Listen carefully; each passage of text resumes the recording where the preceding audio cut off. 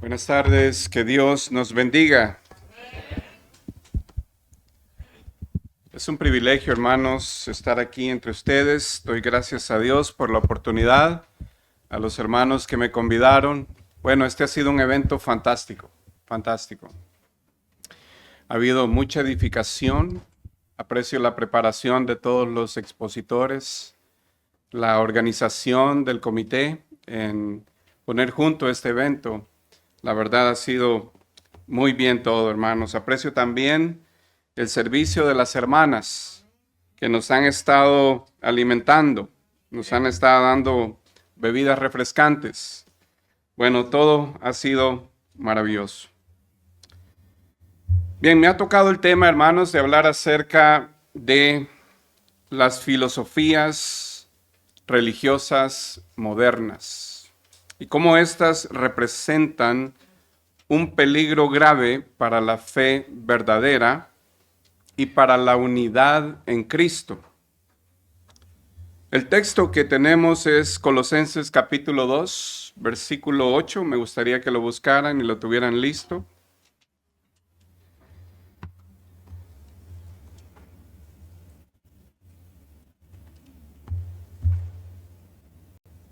A continuación lo vamos a leer. Antes quisiera compartir uno de mis viajes a Guatemala. En el año 2023 tuve la bendición de ir a Guatemala a predicar la palabra del Señor y a llevar algunas donaciones. Durante el recorrido por la ciudad, el guía nos condujo al Museo Regional. En ese lugar algo llamó mi atención. Sucede que frente al museo hay dos templos católicos que están uno frente al otro. El primero es la iglesia de Santo Tomás y el otro es la capilla del Calvario. Lo impactante de estos templos no es la arquitectura, sino lo que sucede en los escalones de estos templos. Allí los indígenas ofrecen sacrificios de animales en las escaleras de estos templos católicos. Es un sincretismo evidente en el que las tradiciones de los indígenas y el paganismo se mezclan con la fe católica. Lo que presencié fue una ilustración viva del sincretismo religioso que existe en muchos grupos asociados con el cristianismo y que ha existido aún desde tiempos bíblicos, incluso dentro de la iglesia del Señor. Un ejemplo claro de ello es la iglesia de Colosas.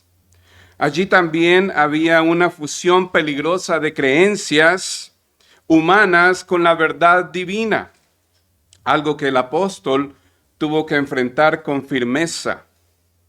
Por eso, cuando nosotros vemos este texto que estamos a punto de leer, vemos una advertencia contra el peligro grave de el sincretismo religioso y estas filosofías que se infiltran en la fe cristiana y que poco a poco pueden desviar al creyente de la fe verdadera. Por eso Pablo advirtió en Colosenses capítulo 2, versículo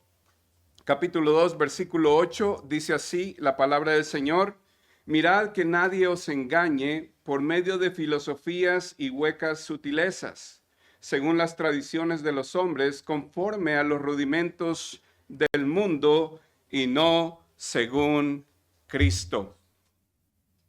En aquella iglesia se daba una mezcla peligrosa del judaísmo legalista, en el cual habían algunas observancias sobre la circuncisión, sobre alimentos, sobre días sagrados. Además de eso, había también un paganismo en el cual practicaban adoración a los ángeles. y también algunas prácticas místicas. La filosofía griega se había infiltrado. Había allí un grupo que estaba fascinado por la sabiduría oculta y un tipo de conocimiento especial. Esto fue conocido como el gnosticismo posteriormente. Y también había un ascetismo que pretendía purificar el espíritu mediante abstinencias tales como, dice el apóstol Pablo, no toques, no gustes, no manejes. Estas filosofías religiosas que aparentaban ser muy espirituales, pero que en realidad desviaban a los creyentes de la centralidad de Cristo. De la misma manera, las filosofías religiosas modernas atentan contra la pureza del Evangelio y rompen la unidad en Cristo que tenemos. Pablo, al hablar de esto, utilizó un término, el cual es filosofía. En su época ese término era muy conocido. Pero para nosotros, ¿qué significa filosofía? Bueno, esta palabra tiene varios sentidos y a continuación les voy a presentar algunos de ellos. Bueno, filosofía en el sentido etimológico significa literalmente amor a la sabiduría. Está compuesta de la palabra philos, que significa amigo o amante, y de la palabra sofía. Así que la palabra sofía significa sabiduría. Entonces ahí tenemos claro, ¿no? Amor a la sabiduría. Un filósofo es un amante de la sabiduría. Así que vemos, hermanos, que este es el sentido etimológico, pero ¿qué hay del sentido académico? Bueno, en el sentido académico se trata de una disciplina que busca comprender los grandes interrogantes de la vida y del ser humano, como por ejemplo la existencia, el conocimiento, la verdad, y lo hace a través de una reflexión crítica y racional. En el sentido popular, el sentido cambia. Filosofía en el sentido popular pudiera comunicar algunos principios, algunas creencias que guían la vida de las personas. Por ejemplo, hay personas que dicen, mi filosofía es ser positivo. Y bueno, pudiera ser de que a esta persona la pudieran despedir del empleo, pudiera pasar por un divorcio, le pudiera morder un perro y esa persona dice, mi filosofía es ser positivo. Así que, hermanos, este es cómo las personas entienden esta palabra. Pero ¿qué hay del sentido bíblico? ¿Qué quiso decir Pablo cuando utiliza en Colosenses capítulo 2, versículo 8, esta palabra? Bueno, en general, el apóstol Pablo no condenó la filosofía. Él condenó un tipo específico de pensamiento que se refiere específicamente a que engaña y que está hueca y que solamente conduce al error. En el texto original, Pablo emplea literalmente lo siguiente: filosofías engañosas y vacías. Así que, hermanos, estas palabras nos dan una idea de cómo estas filosofías o ideas o pensamientos son un engaño vacío y que conducen al creyente a apartarse de Cristo, apartarse de la fe verdadera, apartarse de la pureza del Evangelio. Como pueden ver, este término filosofía es muy flexible y puede utilizarse de muchas maneras. Ahora yo voy a estar hablando en el sentido de filosofías, pero no literalmente en el campo académico, sino cuando yo me refiero a filosofías, me refiero a aquellas ideas, aquellas formas de pensamiento que moldean nuestro tiempo. Me refiero a las creencias religiosas, a los mandamientos de hombres que se oponen a la fe verdadera. Estas filosofías tienen apariencia de espiritualidad, tienen apariencia de lógica y ser muy coherentes y a veces hasta bíblicas, pero poco a poco alejan al creyente de la verdad del Evangelio. Así que a continuación vamos a analizar algunas de estas filosofías modernas. Y quizás algunos de esos términos no sean muy comunes, algunos sí, pero tal vez usted, cuando sepa el significado de cada uno de estos, pues va a poder relacionarlo muy bien. El primero en la lista es legalismo religioso. El legalismo religioso enseña que el favor de Dios se gana mediante obras, reglas humanas y tradiciones. Bueno, ustedes dirán, eso tal vez a mí no me afecta, pero hermanos, piense por un momento. Piense en el contexto del cual vinimos. ¿Cuántos de ustedes han sido en el pasado católicos? Levanten la mano. Muchos de nosotros venimos de una religión legalista. Y es más, sin querer, nosotros adoptamos pensamientos que cuando venimos a Cristo pueden afectar la forma como nosotros interpretamos esto de la salvación. Voy a hacer un pequeño ejercicio, y no es un gancho, ¿eh? Quiero que cierren los ojos. Yo les voy a hacer una pregunta y yo quiero que ustedes la contesten en el corazón, pero con toda sinceridad. Cierren los ojos por unos segundos. ¿Cuántos de ustedes se van con el Señor si el Señor viene hoy? Cuando le he hecho esta pregunta a muchos hermanos de la iglesia de Cristo, pueden abrir los ojos ya, no se van a dormir.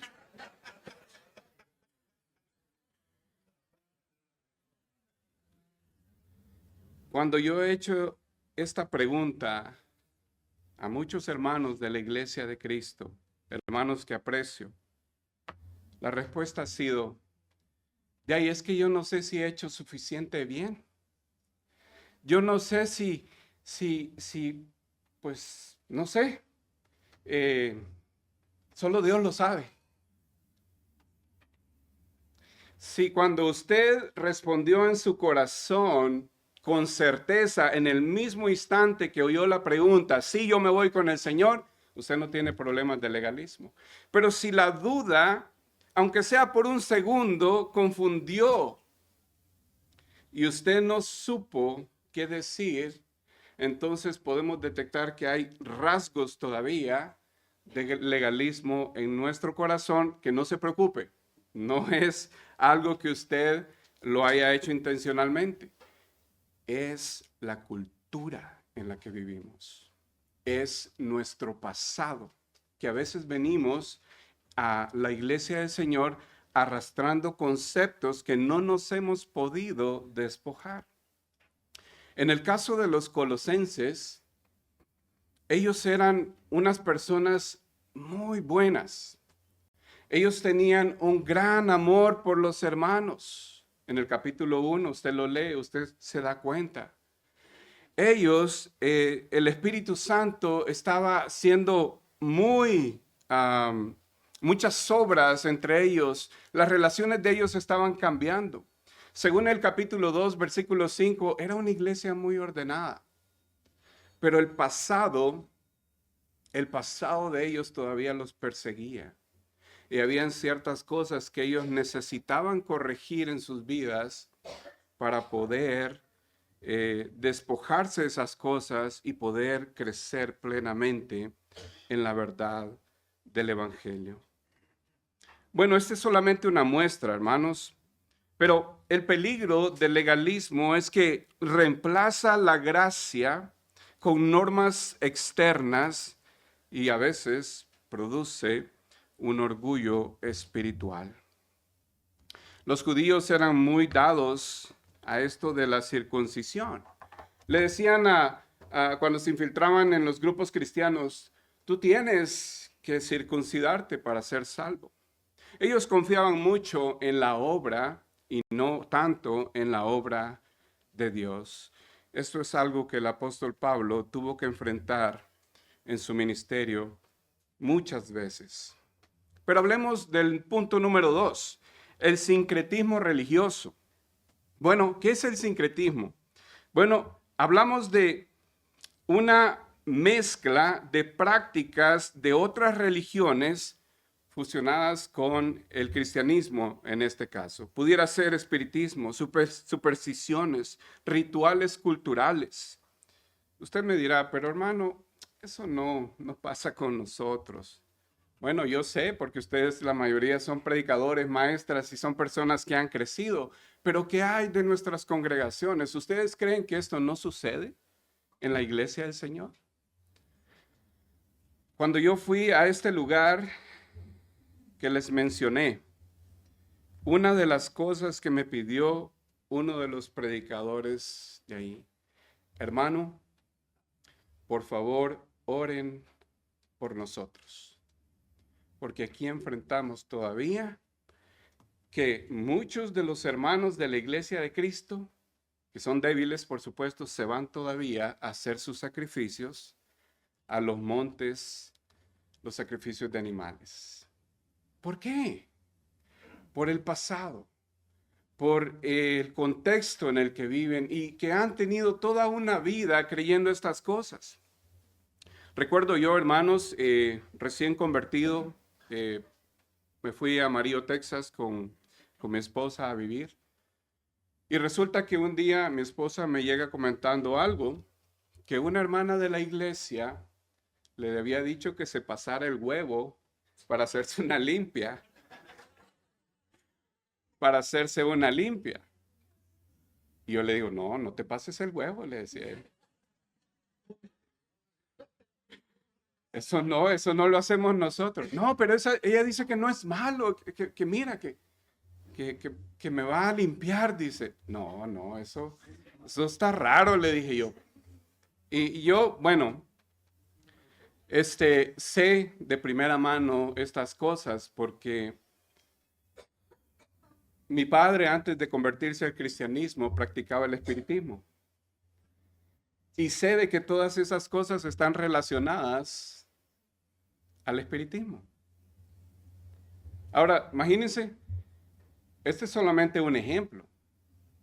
Pero lo que estoy tratando de decir es que muchas veces venimos de un mundo que nos ha metido tantas ideas a la iglesia del Señor y todavía a veces venimos arrastrando esas ideologías, esas creencias que tienen un impacto en nuestra relación con el Señor, en la pureza del Evangelio y a veces no nos permiten seguir adelante. Número 3, el subjetivismo. Bueno, el subjetivismo define la verdad a partir de los sentimientos o experiencias personales. El peligro del subjetivismo es que desplaza la autoridad de la palabra de Dios y abre la puerta al error doctrinal y a la apostasía. Muchas personas con las que he hablado del Evangelio, muchas veces comienzan a sacar sus sentimientos en relación a lo que ellos piensan de la palabra de Dios. Y ellos, cuando se ven entre la verdad bíblica y lo que ellos sienten, predomina lo que ellos sienten. No es que yo siento que es de esta manera. No, es que yo siento que es así. Y esto se convierte, hermanos, en un obstáculo para poderles predicar el Evangelio. El relativismo religioso. Bueno, el relativismo sostiene de que no existe una verdad absoluta, sino que cada persona define su propia verdad. Esto, hermanos, es una contradicción con la predicación del Evangelio, porque nosotros predicamos a Cristo como la verdad absoluta.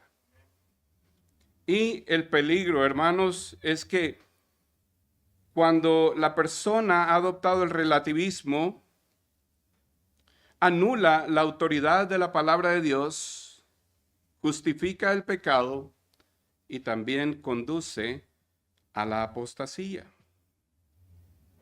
Pero ¿qué hay también, hermanos, del emocionalismo religioso? Bueno, antes de abordar este punto, quiero decir, hermanos, que las emociones en el culto no son malas. Nosotros somos seres que Dios ha depositado en nosotros emociones. ¿Cuántos de ustedes en alguna predicación se han conmovido y han llorado? A mí me ha pasado.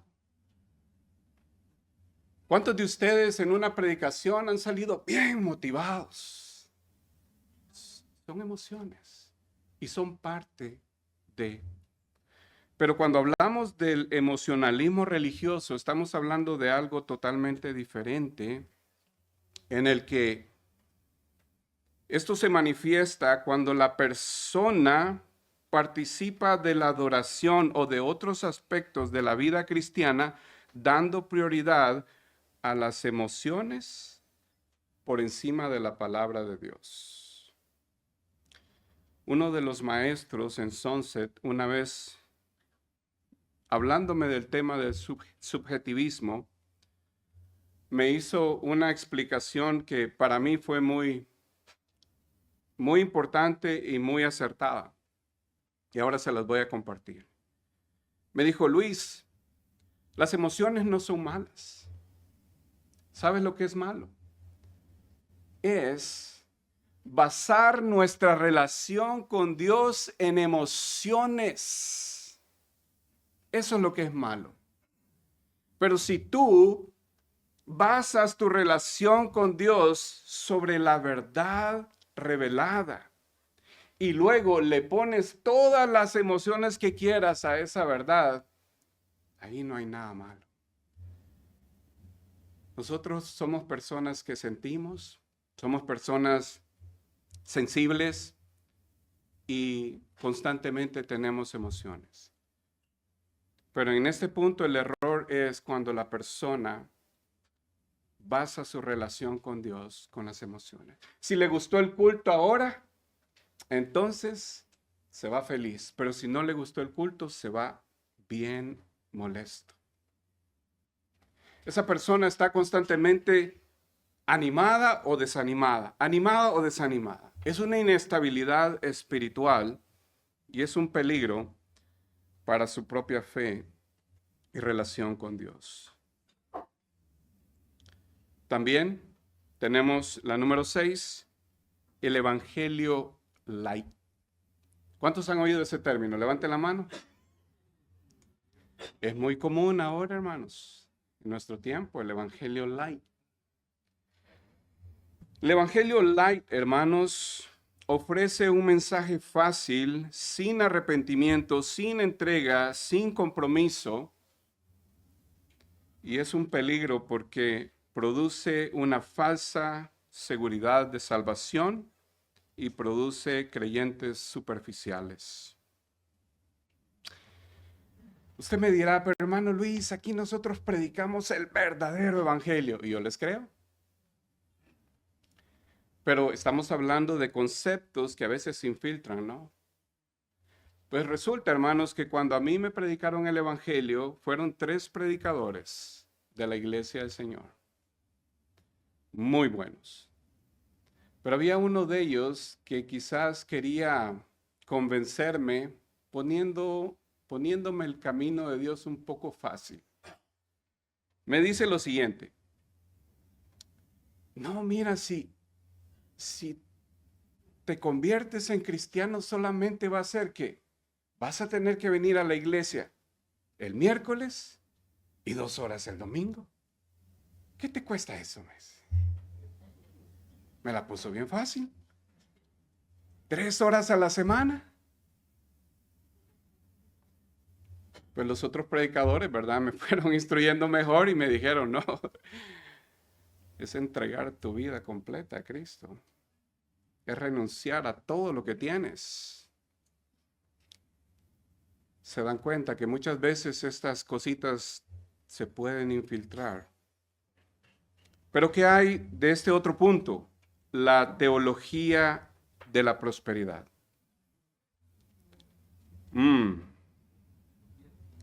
A ver, predicadores, ¿cómo andamos en la teología de la prosperidad?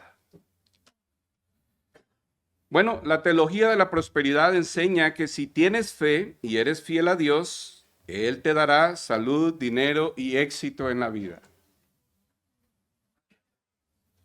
Y amor, dice. Esto es un peligro, hermanos, porque promueve una fe basada en resultados materiales y la fe del individuo se derrumba ante las pruebas.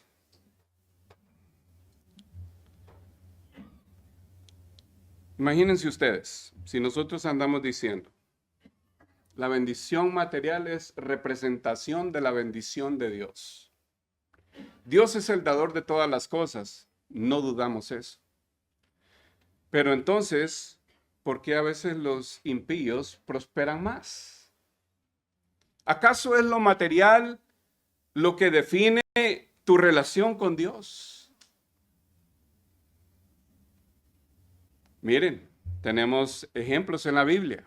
Tenemos la iglesia de Macedonia y la iglesia en Corinto. ¿Cómo eran los macedonios cuando habla de la ofrenda allá en el capítulo 8 de 2 de Corintios?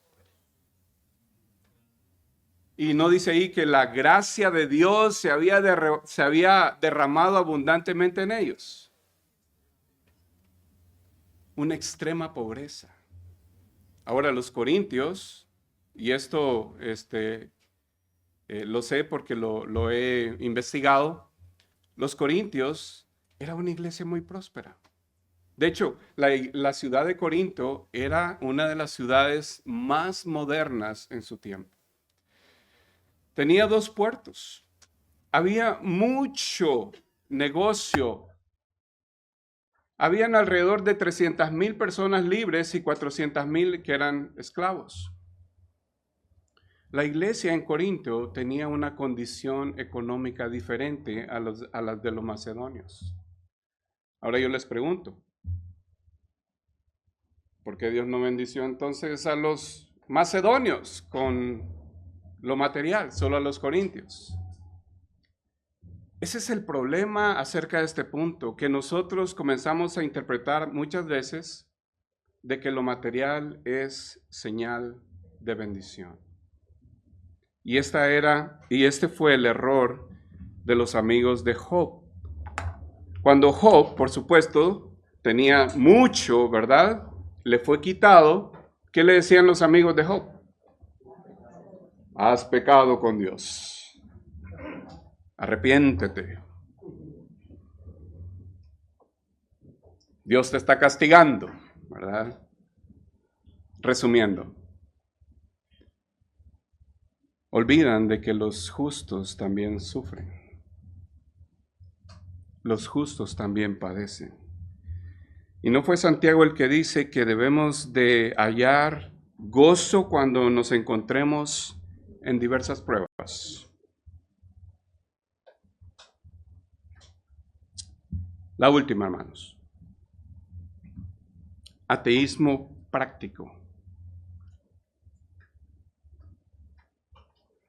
El ateísmo práctico, hermanos, está en aquella persona que vive como si Dios no existiera, aunque profese creer en Él. Niega a Dios con los hechos aunque lo confiese con sus labios. Asiste a la iglesia por costumbre, pero realmente no hay una verdadera devoción. Vive moralmente igual que el mundo. Este es el ateísmo práctico. ¿Cuál es el peligro de ello? Apaga la conciencia moral y pierde la sensibilidad espiritual. Prepara el camino para la apostasía. Estas solo son algunas de las filosofías. Hay muchas, hermanos. Hay muchas. Y yo me pregunto, ¿qué hacemos? Porque venimos de un mundo que nos ha enseñado tantas cosas y las traemos muchas veces a la iglesia y las ponemos en práctica, y a veces esas son las cosas que no dejan crecer al creyente. ¿Cómo nosotros podemos combatir esta situación que también enfrentamos en nuestro tiempo? La respuesta es muy sencilla. La epístola a los Colosenses y el resto de la Biblia. ¿Qué nos dice la epístola a los Colosenses? La epístola a los Colosenses resalta algo muy interesante para combatir el problema que estaban enfrentando los hermanos. Y es esto: la suficiencia de Cristo.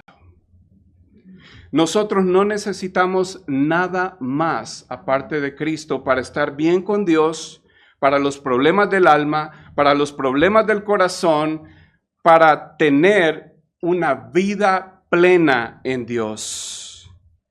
En Él estamos completos, dice Pablo en el capítulo 2, versículo 10 de Colosenses. Cristo es plenamente suficiente, a Él no le falta nada, en Él reside la plenitud de la naturaleza y el poder de Dios.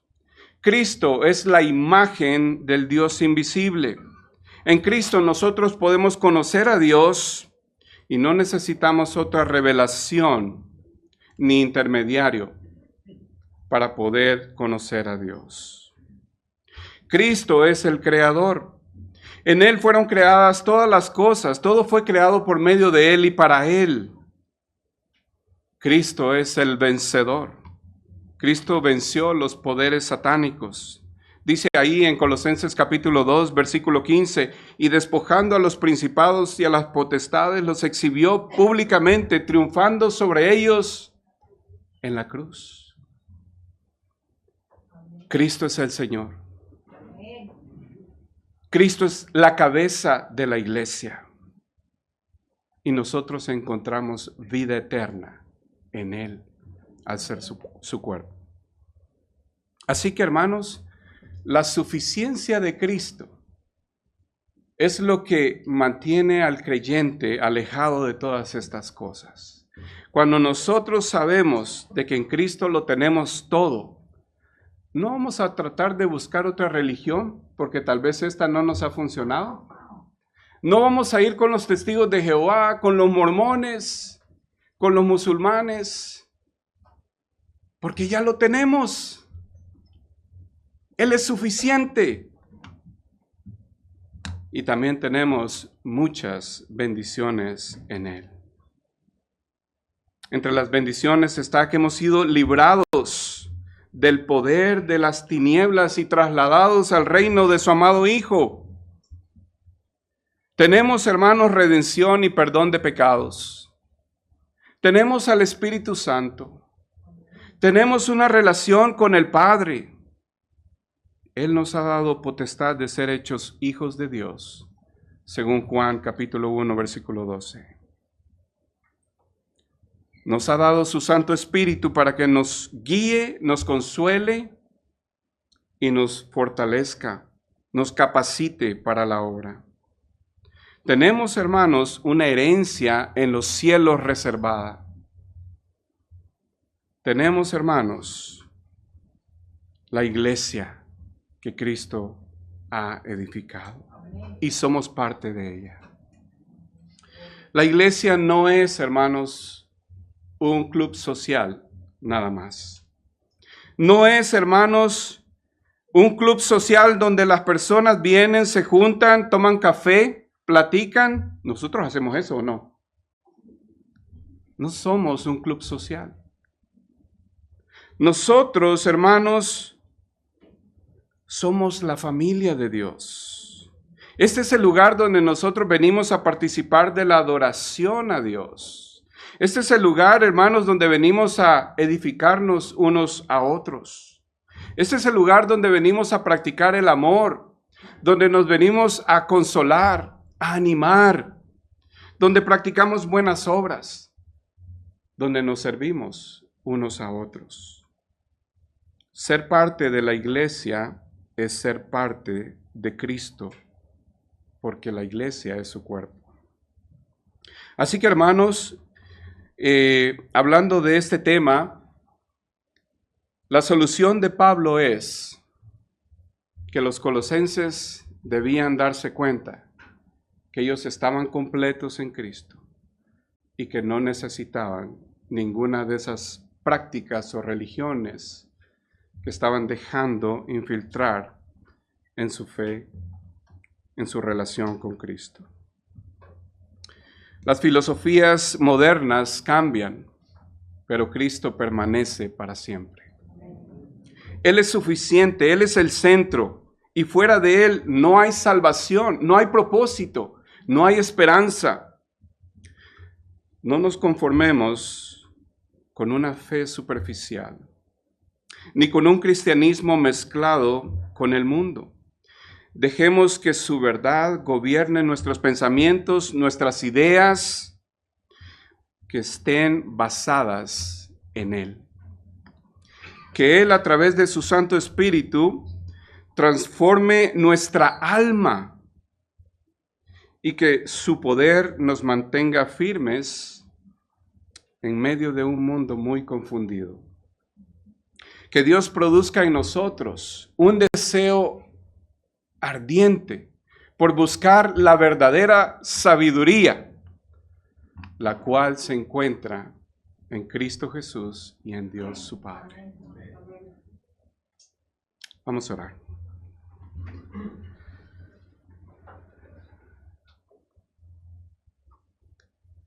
Bendito Dios. Gracias le doy, Señor, porque me permitió redactar este sermón. Y el primero en aprender, Señor, sobre las cosas que enfrentamos fui yo. Doy gracias, Dios, porque me doy cuenta, Señor, de que este mundo sigue muy confundido y quizás más que nunca, porque tanto idealismo, tanta religión, tanta idea, y muchas veces nosotros no nos damos cuenta. Padre, oro para que todos mis hermanos aquí presentes y la iglesia en todo el mundo pueda aprender a luchar contra estas cosas, confiando en la suficiencia de Cristo. No necesitamos nada más, Padre. Ayúdenos a entender esa parte.